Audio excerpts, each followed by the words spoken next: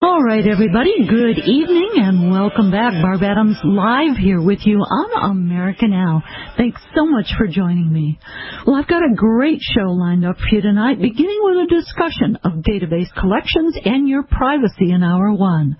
Then in Hour 2, one of the country's best psychics and mediums will join me to give her predictions for 2015 and offer free communications with deceased loved ones.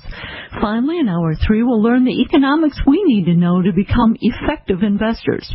I hope you stay for the entire show, but if you do miss any part, you can listen into this or any of my shows in their entirety on my website, radioamericanow.com, under Archives. Well, beginning last week during the first hour, I premiered a new segment on the show called Practical Solutions for America, where I'm joined by former statewide prosecutor and Deputy Attorney General of New Jersey, John J. Higgins. We're looking forward to getting America talking to one another again. We want to find solutions to the challenges in present-day American society, government, and politics. We urge you to join us, both here on the air and by going to our new Facebook page, Practical Solutions for America, where we hope to get the dialogue rolling. Tonight, John and I will be discussing databases and data collection, everything from the NSA to memberships at stores and even your medical records. All right, if you'd like to call in and voice your concerns or thoughts, please call in at any point during the conversation. Go ahead and interrupt us. Believe me, we do not mind. We want to hear from you. The number 800-259-5791. Again, that's 800-259-5791. All right, Big Brother is watching. Companies are compiling tons of our personal information. They have everything on you, from your shopping habits to your health history. And it's available to anybody that wants it, including even the criminals or anybody that can pay for it. John, this isn't the best situation, is it? Well, no. I mean, the whole purpose of getting databases is to collect information, but there was also always safeguards put in so that there was some kind of protection that would make sure that the wrong people didn't get their hands on it. Sometimes even governmental agencies, so that they had to jump through certain hoops to make sure that what they were looking for was justified. So it wasn't going to be just fishing expeditions that, they would go on. Well, it seems like they've gone kind of a little further now, though, especially, when we found out with Snowden about exactly what the NSA was collecting and how they were collecting it. What about all of that? I mean, have they breached constitutional rights here? Well, I have some experience with pre-9/11 when we were trying to, track fugitives and criminals and whatever. And the databases back in those days really were not that good, or we were really restricted in access to them. So, for example, if I wanted somebody's tax returns or those kind of records, I had to jump through a lot of hoops to get at them. And I could only get at them if I was going to be trying to prove a tax fraud case. I couldn't just willy-nilly get into those records. Now, of course, once 9/11 hits, everybody starts collecting a lot more data because, we were attacked from within, and they were trying to make sure that that was never going to happen again. And I think that the biggest set of records that I see NSA was really grabbing, at least initially, were phone records. And, of course, law enforcement always wants those because not only do they give us information about who's in contact with who and when, a lot of them would also have actual locations from the cell tower hits. So those at least in New Jersey, we really had to jump through hoops to get at that. We needed a court order. The feds and other states quite often could just issue a subpoena, which means to me as a prosecutor, if I'm doing a grand jury investigation, I just really need to sign my name to it. I didn't need to go in front of a judge. So I think the feds have always been more in the subpoena area, so they could get access to those records. Now, the good thing is, as far as I know, they only have access to the records and not the communications within them. So now that might be a little bit different with text messages, but they can't they can't listen in unless there's some kind of other process, whether it's through the courts that allow, the foreign, terrorist kind of thing, because that's not a normal court system. Or, for a criminal kind of action, then we've got to go in front of a judge to get wiretap orders.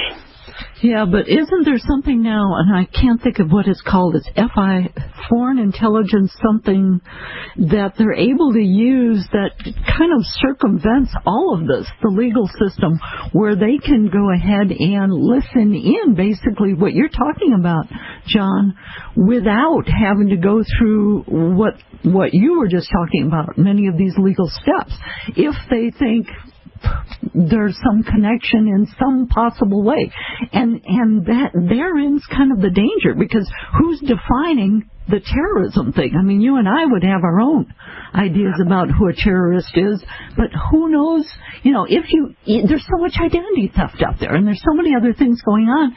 There could be a simple message that accidentally gets on your computer, or a word you use, and suddenly you're an enemy of the state.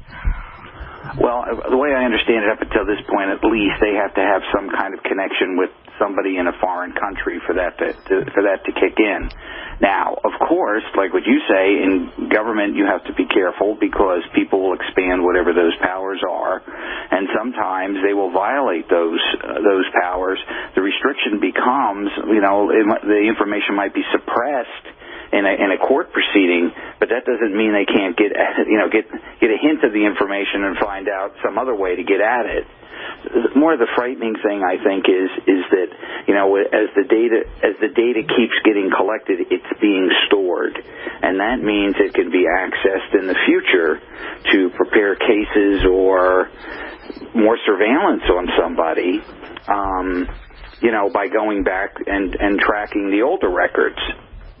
Yeah, basically, what my understanding is 5 years or something like that. They have rights to all of this, if not probably longer. That's what I recently read, and I don't know probably as much as you do about all of this. But, this is all of our personal information. This is everything. And not only with the feds getting this stuff, but now anybody could get it, because, John, many of these databases are privately held, are they not? Those, to me, are the more frightening ones, to be honest with you, because they don't have any of those restrictions on them on gathering the information.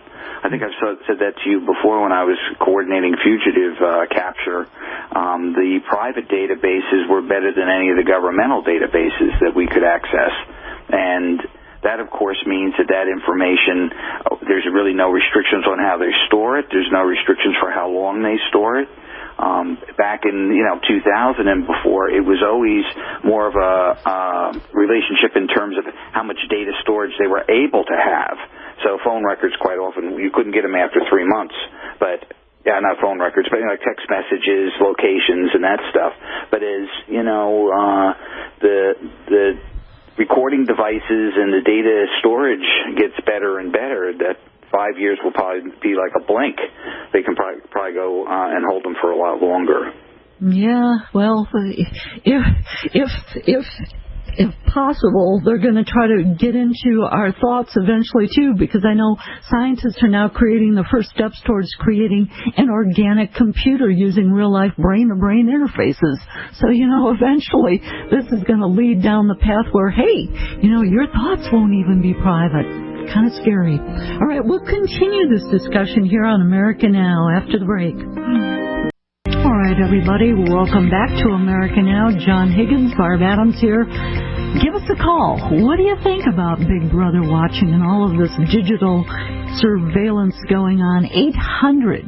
800-259-5791. And it's true. The 21st century surveillance state is anchored in monitoring all our digital communication. It seems like the earlier boundaries that characterized our privacy, like our homes, our mail, even our phone calls, those seem to be passé now. Digital privacy seems to be a thing of the past. Our every commercial exchange, our digital identities, they become this quasi-public characteristic monitored now by government and corporations alike. Big Brother is now the new norm here in America, and that's scary.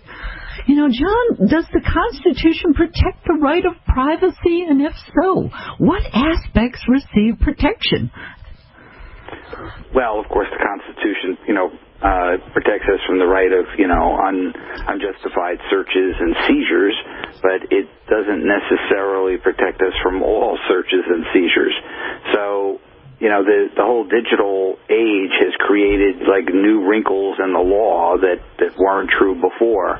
Generally, the rule would be that if it's anything that's done in public is fair game. And that's pretty much what, digital information is considered. I mean, every time you post something on Facebook or, on Twitter or any of those kind of sites, Instagram or whatever, those are considered, a public forum and not particularly protected. Now, of course, there's arguments you can make to try to knock that out, but I'm not so sure the courts are going to protect you in doing that.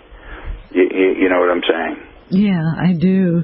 So, all this information, especially the personal information that we have to give everywhere, and I mean it's everywhere, that's available not only to the creditors and employers and insurers and law enforcement people, but again, I mentioned before, the criminals and anybody else that wants to buy it. And as you mentioned, with these private databases, it's really vulnerable. Somebody pays for it, hey, sure, they can make a book off of this. So what can we do? They collect, things like credit history, things about our insurance claims, our bank accounts, checking accounts, backgrounds, purchases, all of this. Is there any way we can really protect ourselves? Well, remember, all the constitutional protections only work in terms of what the government does to you. It does not prevent corporations or private entities. They don't have those restrictions, so you're even more open when it comes to them. I think that the way to remedy that is that at some point there needs to be legislation similar to what HIPAA became in terms of making sure that private information was basically sealed off or controlled, and not released. I think that there probably needs to be, over time, more legislation that does more of those protections. They probably are doing bills in one form or another, or they exist in states, protecting somebody who's being stalked or the victim of domestic violence. But again, I'm not so sure how binding that is across the country. Yeah, but with this personal information explosion in these recent years where everything about you has to be given basically, and when users buy this information and compile things about you, whether the data are accurate or not, if there's a misinterpretation in there, that can really affect you on higher costs for your credit cards or insurance, even denials of jobs or renting places. Oh, yes, no, absolutely. And the other form that becomes more problematic is, the protections when somebody has their identity stolen. That information, gets put out, and the battle to get that corrected sometimes is beyond, is beyond climbing a mountain, because no one really is responsible. And I think that at some point they probably need to do some legislation in terms of that as well. I actually knew someone who was listed as dead. Unfortunately, he was very much alive, but it became, and is still somewhat of a problem for him and those that are attached to him, because it has created a huge ripple effect for he and his family and all of this stuff. And, and trying to get these things cleared up, it's like somebody pushes the wrong button and you're toast. Oh, absolutely. As a matter of fact, I was going to say something that was funny. There are people in the country who were trying to make themselves look dead. So maybe if they follow his course, it would make it easier for them. Of course, we prosecuted those. Yeah, no, that's absolutely correct. And all of this information, when it becomes so freely available to everyone, makes it just so much, it creates a lot more crime too. I wound up prosecuting some credit card rings where they would get somebody's credit card number, and through simple technology we're able to embed it in gift cards and whatever. And, the victim wouldn't know sometimes for months that they had been the victim. all of a sudden it comes on a bill that, maybe they looked at, maybe they didn't, and their number could be used for a long period of time. And I have to say that the banks are really not very easy to deal with from a law enforcement standard. We've jumped through all kinds of hoops to get the information from them, which really shouldn't be. They should have been more open and, working with us. Well, the Target heist last year during the Christmas shopping season, unfortunately, I had one of those red debit credit card things, and Target did nothing to help us. I mean, they came out when they finally announced that it had happened. Well, it was a while after they already had known about it, but then trying to get through to them. I spent, I was on the phone. And there is technology that makes that harder. I think over in Europe they have a chip they put into the credit card. It's not a magnetic strip, right? So that it's harder to break, and use fraudulently. But of course that would mean that the banks and the credit card companies would have to pay more to get everybody equipped that way. Yeah. Which I think is really the way to go, because the level of fraud, in the cases I prosecuted, the only way it got triggered was that, a smart attendant or cashier realized that this card really didn't go with that person or the card. We had somebody buy a $1,000 computer using a $100 gift card in a Walmart, and the person was alert and said, well, that's impossible. And then so therefore that opened up an entire credit card ring. But they don't even look at your cards anymore. You pass them through those readers. Mm-hmm. And that's how it happened, like with the Target thing again, and going back to that, the banks, Target, none of them were easy to work with. I finally got proactive and decided they're not going to cancel my card. I can't get in there. It's already 10 days after I find out this has happened. I'm liable on this. So I finally just went through Equifax. And now I'm still monitoring it. All right, America Now will return after the break. Stay with us. All right, everybody, welcome back. You're listening to America Now. John Higgins, Barb Adams here with you. We are talking about Big Brother watching us and compiling all this information. It's not just Big Brother anymore. It's corporations. It's your local grocery store. Everybody is compiling information on you these days. And John, we were talking about the debit credit thing that happened with not only Target, but there's a huge slew. Home Depot was the recent one. But if you go on informationisbeautiful.net, you will be stunned at the huge list of companies and states and governments and even the military who have been hacked into, and all of our vital information has gone to who knows where. But what about these debit cards, John? Are they safe, or should we be using something like just credits?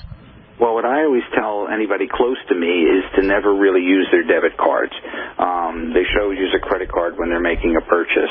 And the reason is that with a credit card, Visa, MasterCard, etc., you'll only be liable for $50 of any loss, and generally they won't even do that against you, providing that you pay attention to your credit card statement and then report it. But with your debit card, when somebody gets into your account, they can clean out your entire account, and it's not the bank's money, it's now your money. And they seem to be not as proactive in trying to track it down. And to be honest with you, the way things are today, I don't even know that you can find the offender in many of those cases. Because like I said, if there's not an attendant paying attention to getting, to see the discrepancy between the card and the person, it would go unnoticed.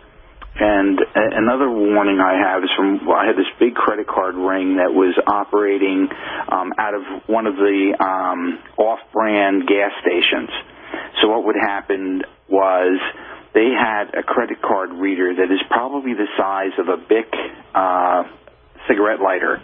And when somebody would hand them their card to go pay for the gas, they would go in the booth and they would do the transaction, but at the same time they would scan the number into this little number collector.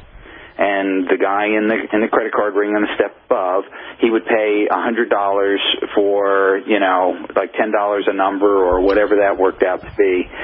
Then they would go to another computer and they would re-embed that information on the magnetic strip of another credit card, sometimes in their own name, right? And then they would be able to use that. Now, of course, there'd be a discrepancy on who was being billed as opposed to who was on the card. But, we trust, so many people to do the right thing. And then there was a third wrinkle in that kind of thing, was that they've also adapted some of these readers so that even when you go to a gas pump or an ATM machine, if anything looks funky about it, sometimes they could put in a device that would read your card as you put it in for the ATM bank itself to read the card, and it would store the number.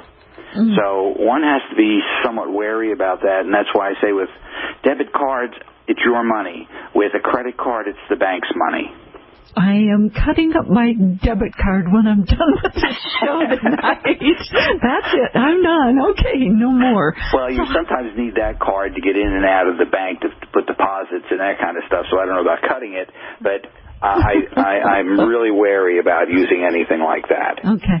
So how long do some of these things take before they show up then? Oh, my God. These cases generally would go back a period of 2, maybe 3 years. Ooh. Like I said, we almost had to stumble upon it, and the one case really came about from a gas station attendant, looking at the credit card he was given, and then who was being billed, and from there that guy ratted out somebody else, and wow. It sometimes takes us 6 months to a year to do all the tracking back. Because as a prosecutor, I was never really interested in the mule or the low-end guy, because he's replaceable. I always wanted the guy who was the brains behind it, or the guy with the real money. Yeah. Ooh, and some of these things, like when the Target thing hit, I keep going back to this one because I was personally affected, but I was told by Equifax, you really need to be monitoring this probably for at least the next year, 2 years, 3 years even, before they maybe even make a move on your card. Is that that's possible? Quite possible. Look, Target wouldn't allow you to just cancel the entire account. Nope. I finally did get it canceled, but it took a long time, and it was an arduous process. Target did not help a bit. Well, is it Target who's really the bank behind it, or is it one of these other, like Citibank or whatever? Because a lot of times that's what it is. That was the problem, because there was another layer behind Target. It was their bank, and that one basically shut everything down. So all of us who were trying to get through to this bank, well, they just went under. They literally pulled the plug on themselves and the phones. So we were all left hanging, millions and millions of us. Well, as a lawyer, I would generally say just do a certified letter to, Target's headquarters and also whatever the bank was, and telling them that you're no longer, going to be responsible for whatever that is. That should be a good enough defense. Okay, all right. Just make sure your bank account isn't attached to it. Yeah, well, that's why that's the other warning I always give. I would never attach my bank account to anybody else. Yeah, that's the problem with those stupid cards like that. And so many of them now, in order to get the discounts or get any of these things, you got to get their little membership card or their debit card, which attaches to your accounts. Yeah. That's crazy. This is crazy.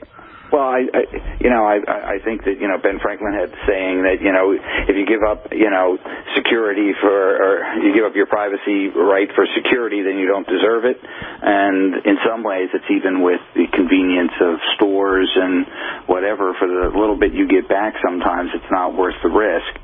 I would never use any card that, like a membership card that's really attached with the bank account. Yeah. Because they're probably the most easily hacked, I would think. I would guess so, yeah. But, speaking of the stores and stuff with all those memberships, you not only pay in the end, but it seems like if you do anything online, let's talk a little about that. We can start now and we can continue it on the other side. But anytime you Google anything, have you ever noticed how suddenly all your ads are matching up with what you're doing? Oh, absolutely. I have a dishwasher that's getting a little on the fritz, so I was just looking at dishwashers. Well, I've seen dishwashers from every company under the sun in New Jersey, and they're that good. That's scary. That is scary. They collect the information out. All those little cookies out there collecting that information. And again, all of that's being compiled everywhere. It's like we cannot do anything. We can't sneeze without somebody knowing about it. Right. Well, the scary part was, even with the NSA, one of the reasons that they've been trying to compile all this information isn't so much from their perspective in terms of holding it like law enforcement wants it. They've got this theory that it will predict your behavior. So if you're, whoever your network of friends are, they can figure out where your associations will be and all of that. I would think right now that's relatively primitive, but in the future that's very George Orwellian. Extremely Orwellian. Oh, goody, here we are, John. We're on America Now.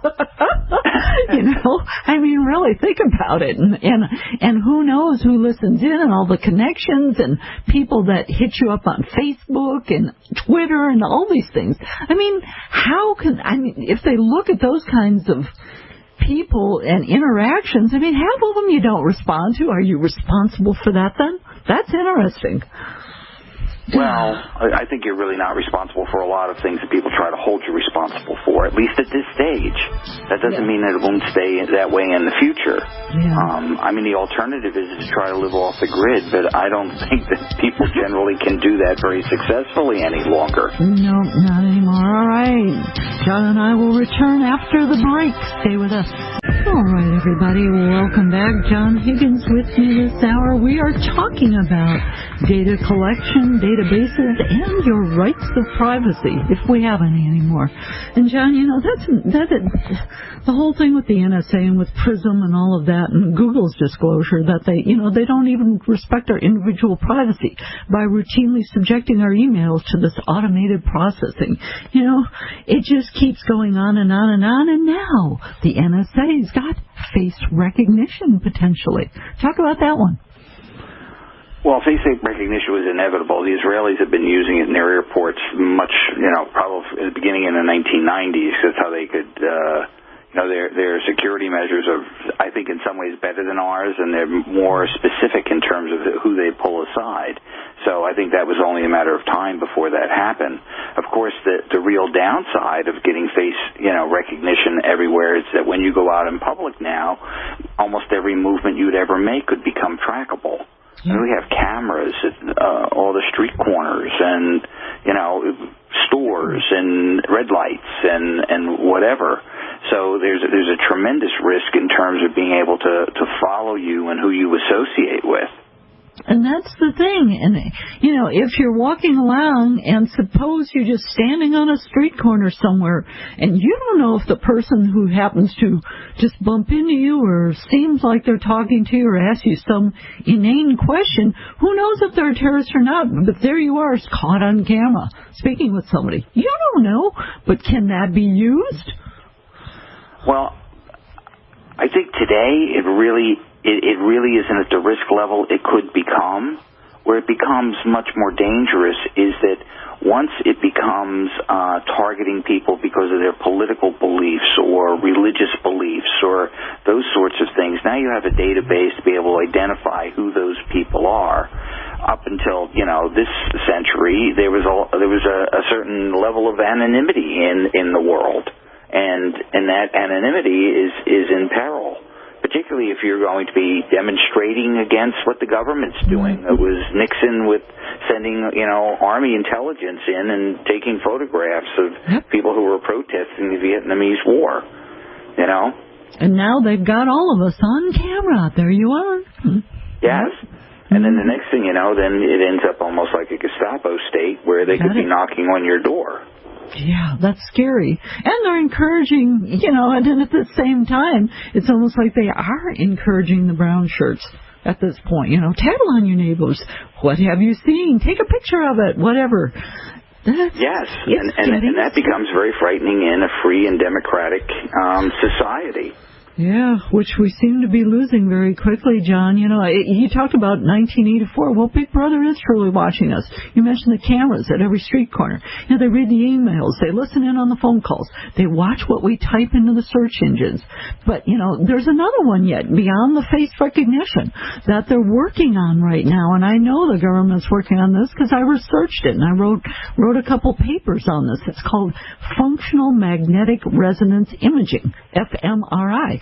It measures the changes in your localized brain activity, which watches the blood flow in the brain. And what they can do is it would be the ultimate lie detector, basically.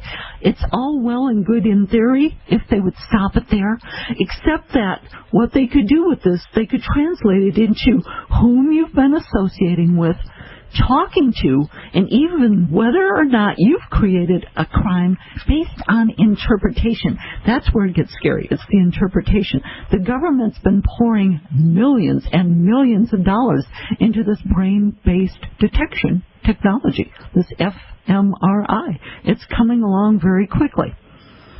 Well, again, I think that comes back to what you and I talk about all the time, is that, the American public itself has to, exercise its powers and start holding the politicians accountable for these kind of endeavors. I don't see the really any benefit to the government from it. I can't imagine that kind of thing would be admissible in a court of law, to be honest with you, because I think the science would be relatively weak. It would take a long time. And that's why we don't use lie detectors. They're not reliable enough in court. So why we're even pursuing that seems a little, silly to me, because that certainly would violate somebody's Fifth Amendment right, correct? That would be testifying against yourself. So the government shouldn't be anywhere near that in terms of, domestic policy. That's what scares me the most. And actually, when I was researching this, John, many attorneys are actually pushing for its acceptance to get around that, rights there. That's the problem with attorneys. And being one.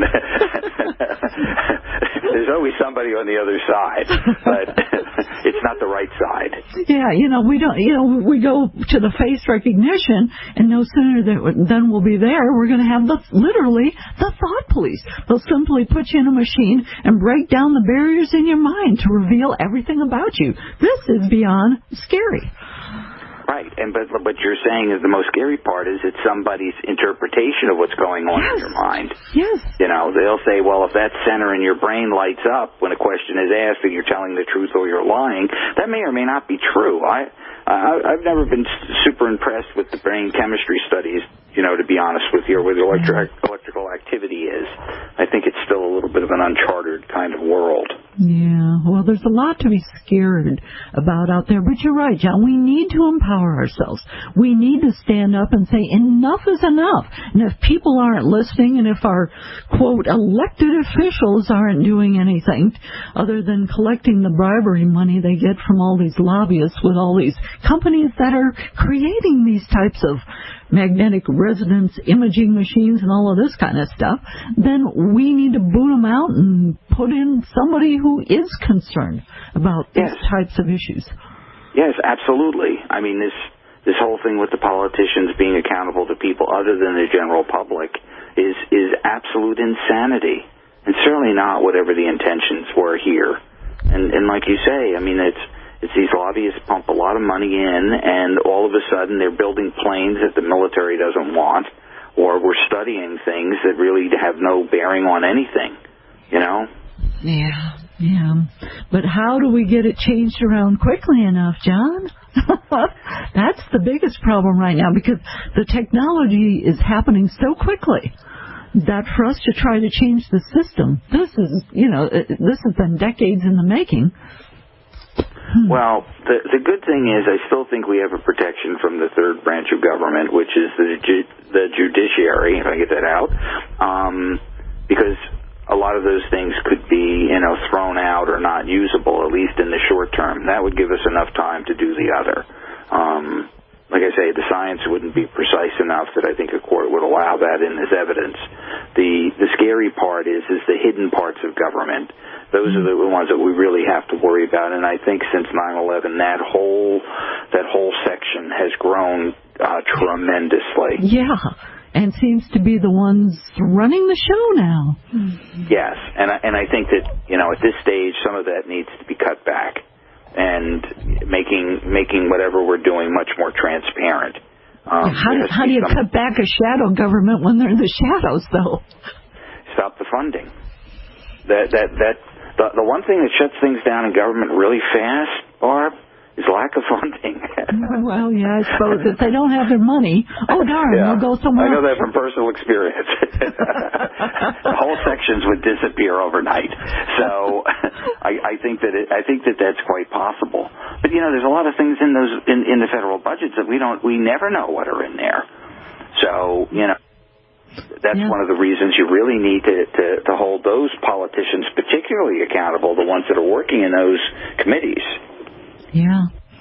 And that's the thing. I guess we just need to be persistent enough and put their feet to the fire. Find out who they are and say, hey, here I am. And if they're not listening, go on to the next one till somebody starts listening.